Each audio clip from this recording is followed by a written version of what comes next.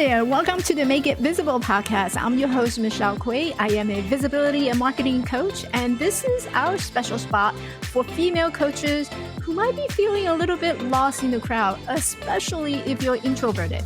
We're here to help you to stand out, so join us as we share stories, tips, and fun chat that will help you shine. Whether you are new or perhaps you've been coaching for a while, this is going to be your go-to place to be seen and heard. So get comfy and grab your coffee. Let's get started.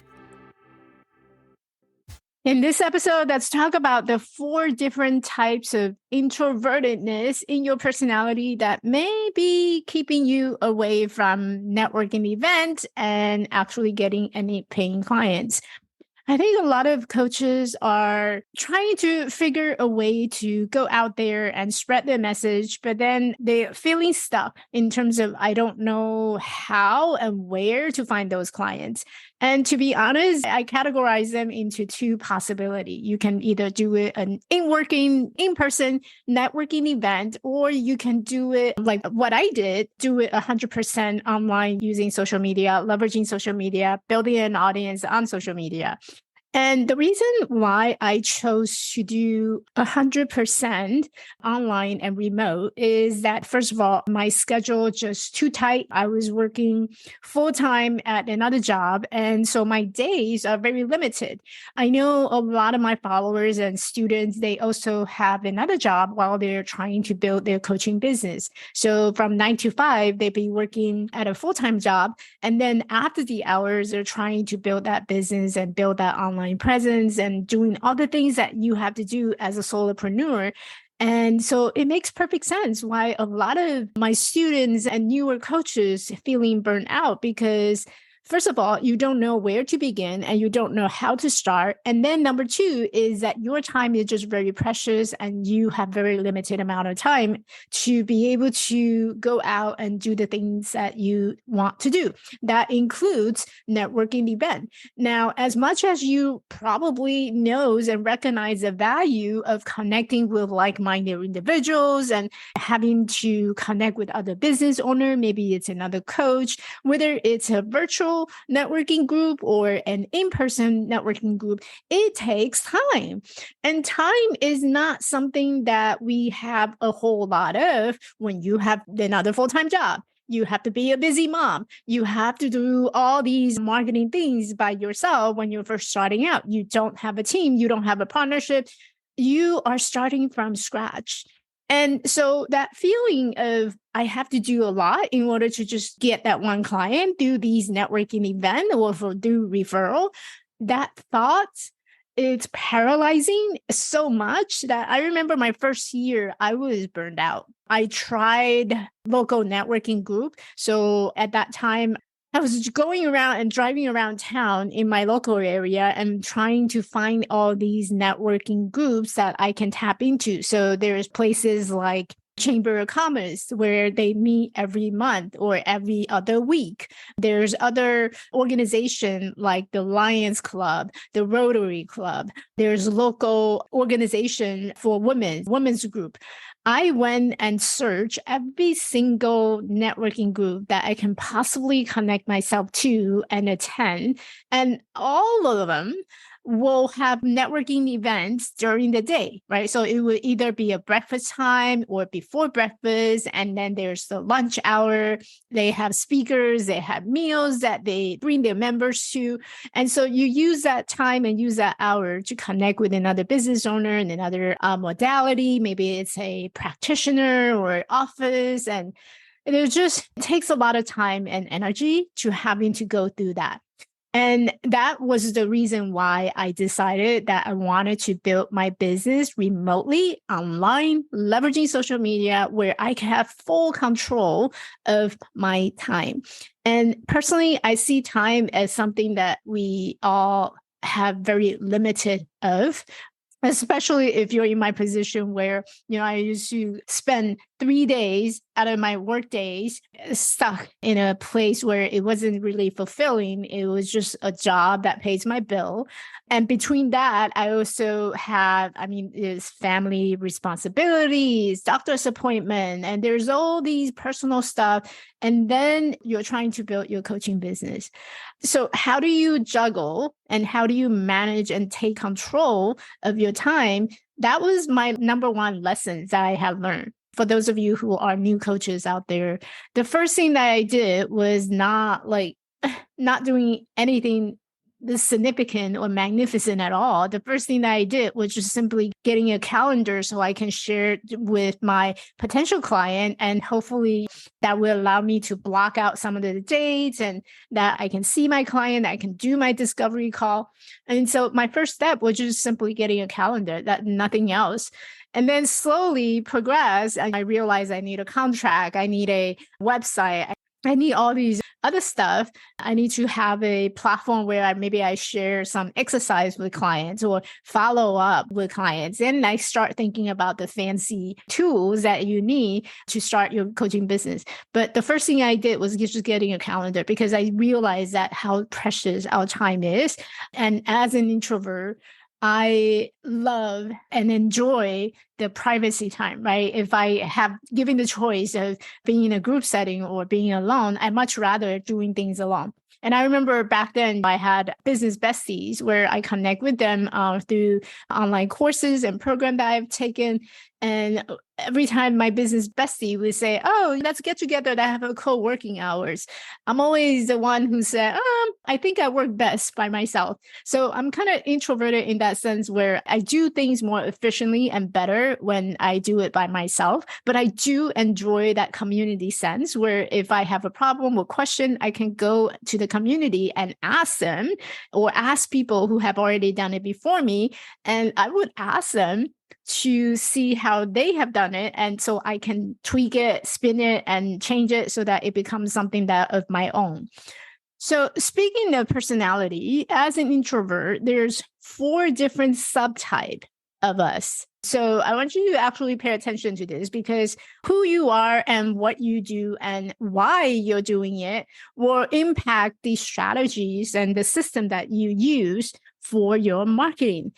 Some people really enjoy being the crowd or being in the party mode. So that networking or how you reach out to your clients and how you get in front of people will be very different compared to someone who might have to plan through and see through in order to have a way of believing that this is going to work.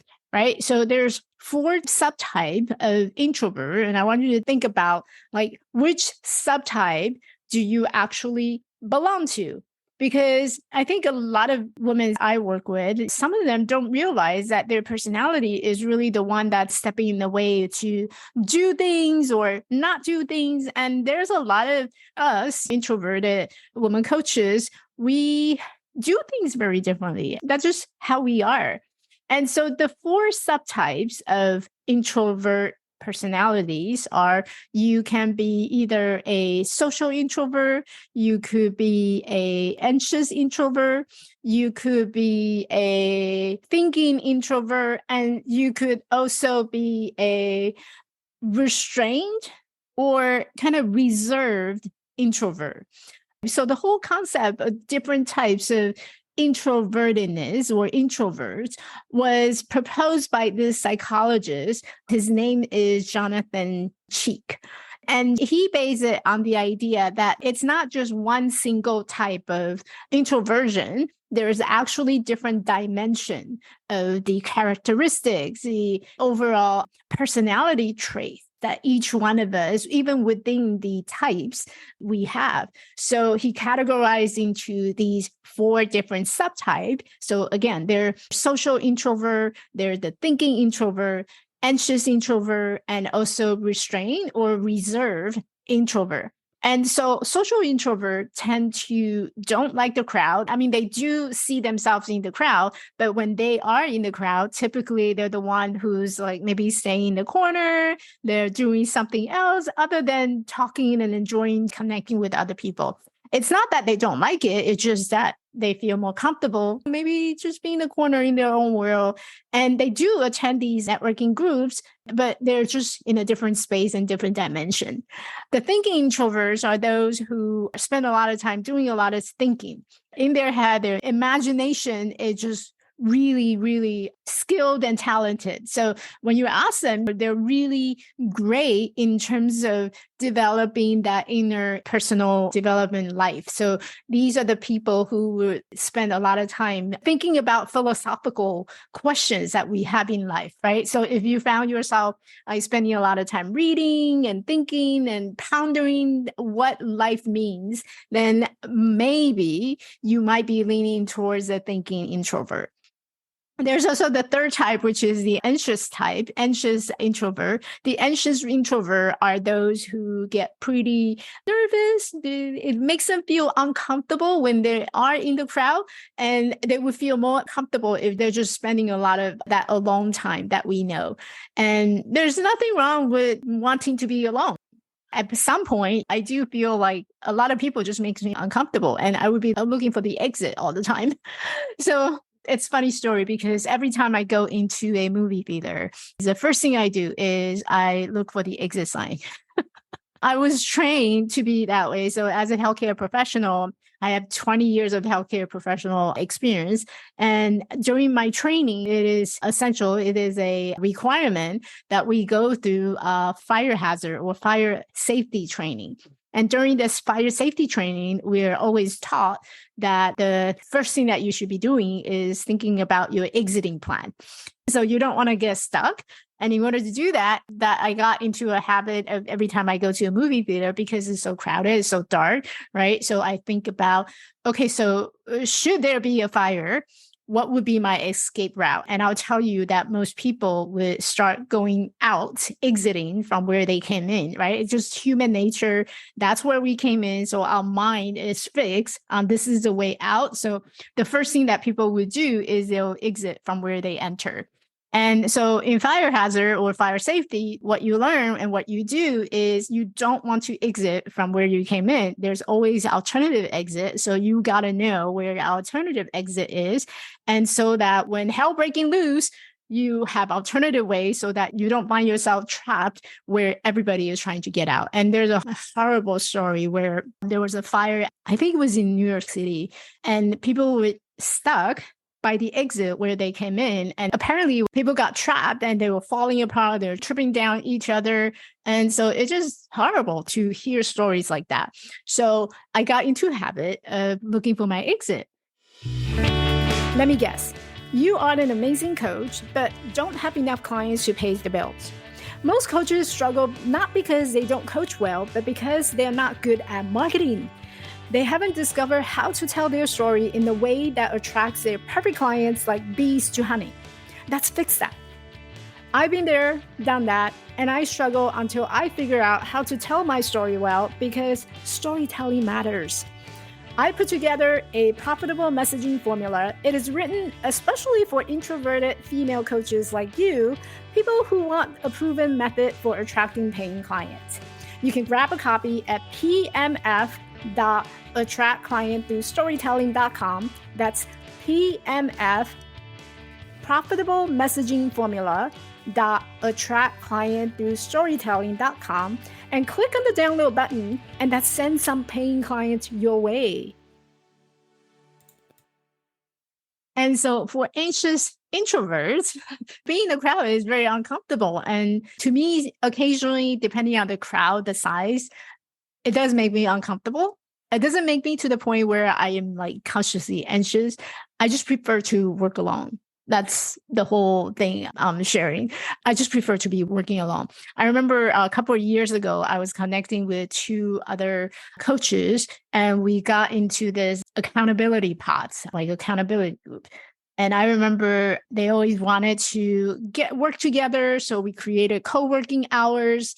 I think co-working hour is great. And it's a great, phenomenal ideas to hold each other accountable, and you'll meet together. Each one of us would be on the computer, and it was during the COVID time. So everybody would be on the computer and you're just kind of working together on your own things. And after 45 minutes, we'll come back to the Zoom and we'll unmute ourselves and share, what we're working on, what are some of the wins, and we'll go back and work on our stuff again.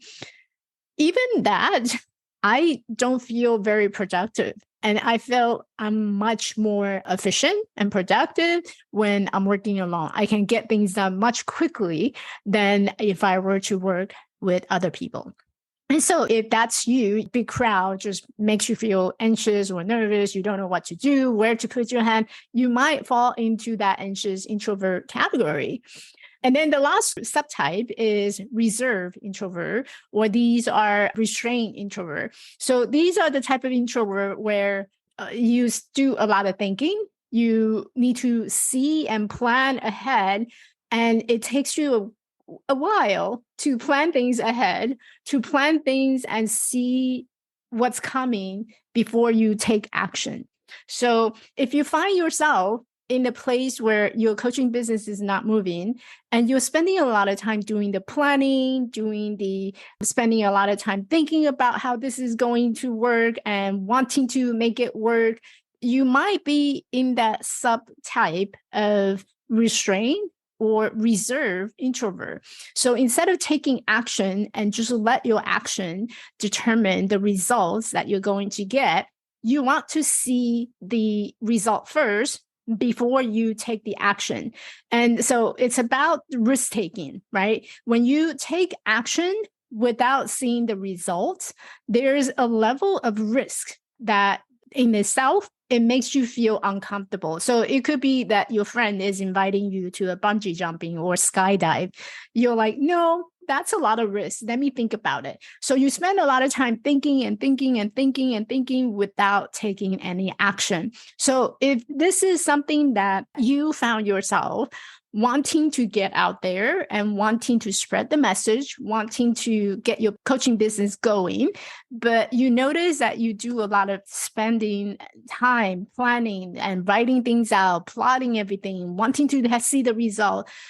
But if you don't get it out there, right, you're not going to see any results. So you have to take the action. And this is where starting your coaching business and scaling your coaching business becomes so challenging, especially the reserved subtype of introvert, because in order to see your business flourish and grow, you do need to have that inherited risk of doing the business, right? Business is risky because you put something out there and you don't know what the result would be. And so you won't see any result until you have that action.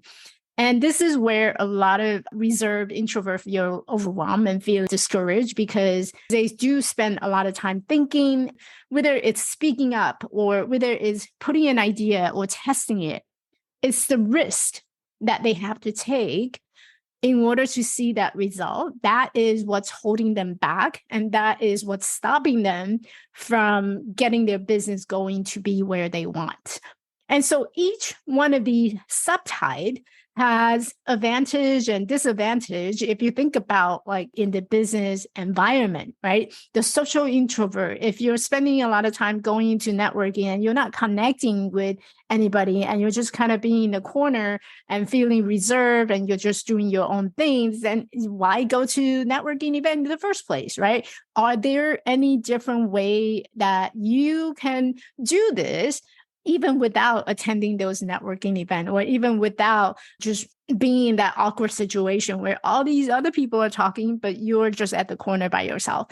So for me, I'm kind of like the social introvert. I enjoy talking to people, like deep, meaningful conversation, but I don't like to be in that environment where people are like just gathering around. They're doing the small talk. Oh, how's your kids? How's Michael doing? How's Amy doing? You know, number one, I don't have the kids, so I can't really participate in that conversation. And number two, how does that have to do with your business? Like none. And so that just cut through the chase and I just get to the business. But then that's not the way that you build relationship especially in an in-person setting, right? You got to talk to people, and sometimes those small talk is essential to give people an opportunity to connect with you. And so that's not something that I enjoy. So as a social introvert, I decided, you know what, I'm just going to create my own platform. So I started a podcast. I have my own YouTube channel and I have my own videos. I have my own group. You know what? You can find it elsewhere. You might as well just create it. That's my thinking. And so I found that in-person networking is not something me, this social introvert, enjoy. So I'm going to build my business online and I'm going to create my own space so that I don't have to rely on someone else and I can have meaningful conversation by putting out educational content like this. And so going through each different subtype, what you want to do is you want to think about which subtype do you fall under? And with that subtype, what are some other alternative way that you can think of and be creative, right? When you're starting a coaching business, it really comes down to, can you think innovatively? Can you be creative? Think outside the box. It doesn't have to be, oh, that person is doing this and therefore I have to do that too. No, you have your own personality. You have your own style. Do it your way. And there's nothing wrong with doing it your way. But you do have to be consistent, right? So when I come to your social media channel or when I see you, it has to be a level of consistency in order for people to follow you and to see a pattern that, hey, I can trust you because this is something that you do all the time. And so as thinking introvert, perhaps it's a book club, maybe it's a meetup group that you host where you invite people to think with you, right? It could be a philosophical topic that you're exploring for that particular week. There's other networking group where you go in and you think together. Maybe it's a journaling club. You sit down or plan with me, like a YouTube. I cannot tell you how many plan with me channel I follow on YouTube. And I can spend hours and hours watching them, just sitting down and plan with them. And a lot of time they're just talking in their head, like they're just talking to themselves, just like what I'm doing now, right? I'm recording a podcast, but at the same time, I'm just really in the room by myself and I'm talking to myself. So if that's something that you enjoy, do more of that, but be creative on how you come up with it. And then there's anxiety introvert. So if you find yourself likes to working by yourself, work by yourself, and maybe create a community where other people would like to come together. But each time you post or share something, you're kind of like individually sharing stuff, but you're doing it in a community sense, right? If I need resources, I can go to that resource. If I need something, I can count on there's always going to be someone that's there to answer my question.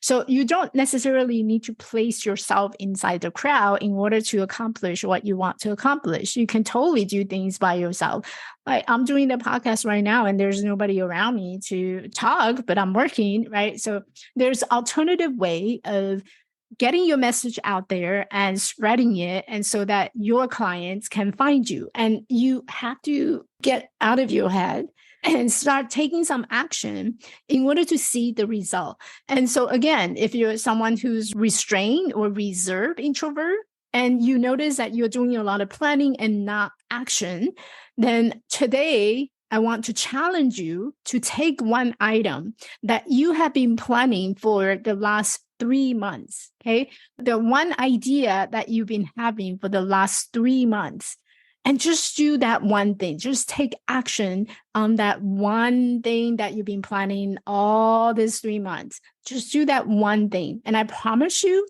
once you start taking that action, you're going to have that information, whether or not this is going to work. Hey, if it's not working, you let me know. You reach out to me and let me know, and I can help you with that. I can help you. Okay. But what I need you to do, those of you who are reserved introvert and you are just not taking any actions and you're still thinking and planning and you wanted to make sure that the risk is low before you believe that this is going to work. If that's you, I want you to do one thing this week and you reach out to me if it's not working, because I have walked your shoes and I know how to fix it.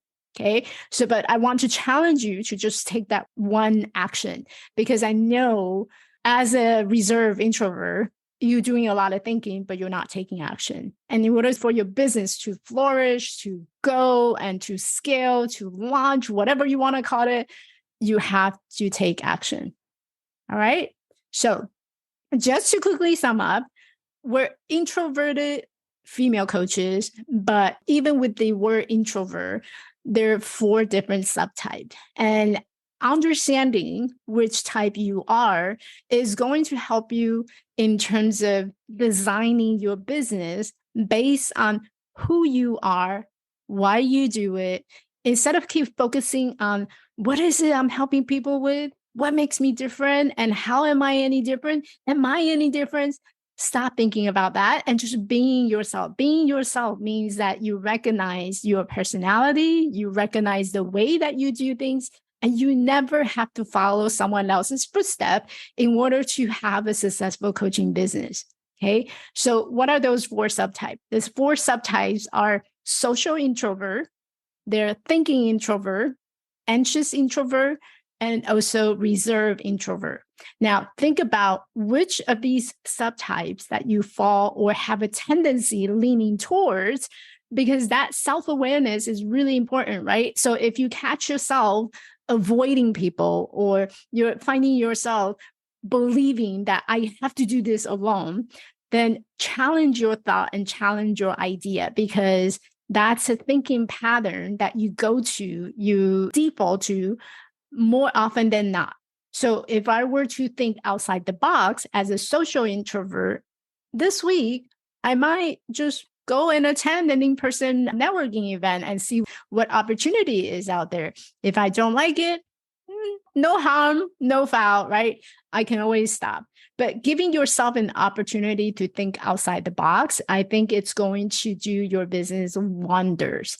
So hopefully you find this helpful. Make sure to subscribe to the podcast and give me a like or comments down in the comment section below. I would love to hear which one of the 4 subtypes do you believe you are in terms of your introverted personality. Hey, beautiful. Thanks for listening. If you enjoyed this podcast and found value from this episode, I would love for you to hit that subscribe button on your favorite podcast platform and leave me a rating and review. One thing I was struggling in my early years in business was finding the right people to connect with. It feels like I was on this entrepreneur journey on my own. And sometimes we all just need friends who can share our dreams and hopes. Someone who can relate to what we're going through as we grow our business together.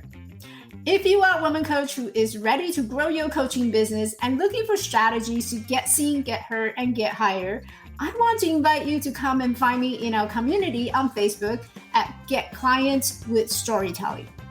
This is a community of women coaches who want to grow a coaching business by creating engaging, visible, and authentic content with storytelling for their business to get more leads and attract more clients. I will see you at our next tea party.